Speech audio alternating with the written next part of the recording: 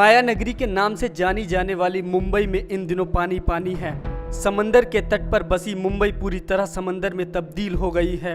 बारिश के रूप में आसमानी आफत ने लोगों का जीवन संकट में डाल दिया है। बीते 3 दिनों से लगातार मूसलाधार बारिश का पानी थमने का नाम नहीं ले रहा है। मीडिया रिपोर्ट्स के मुताबिक भारी बारिश ने अब तक 5 लोगों की जान ले ली है। बारिश के कहर को देखते हुए पूरी मुंबई महाराष्ट्र में हाई अलर्ट जारी कर दिया गया है। घरों से लेकर सड़कों तक पानी ही पानी भरा हुआ है। लोगों का आना जाना पूरी तरह से बंद हो गया है। पटरियों पर भारी जल भराव की वजह से लोकल ट्रेनें भी प्रभावित हो गई हैं। पूर्वी और पश्चिमी एक्सप्रेसवे पर बुधवार को भी बारिश का पानी भरा रहा। विमानों परिचालक में भी करीब 35 मिनट की देरी हुई। राहत देने का दावा कर रही महाराष्ट्र सरकार पूरी तरह से फेल साबित हो रही है। लोगों का गुस्सा सरकार पर फूट रहा है। लोग सड़कों, अस्पतालों, स्टेशनों पर फंसे हुए हैं।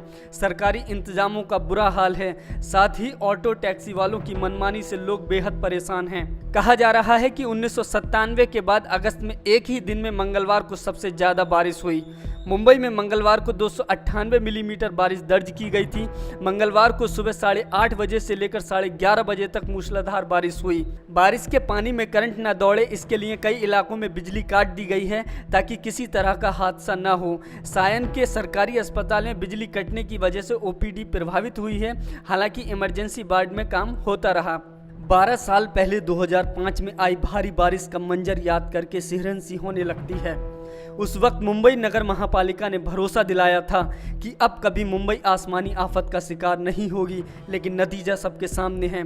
सरकारी वादों और दावों के बीच करीब 37 करोड़ के बजट वाली बीएमसी पर क्या आप भरोसा कर सकते हैं? शायद जवाब ना में होगा।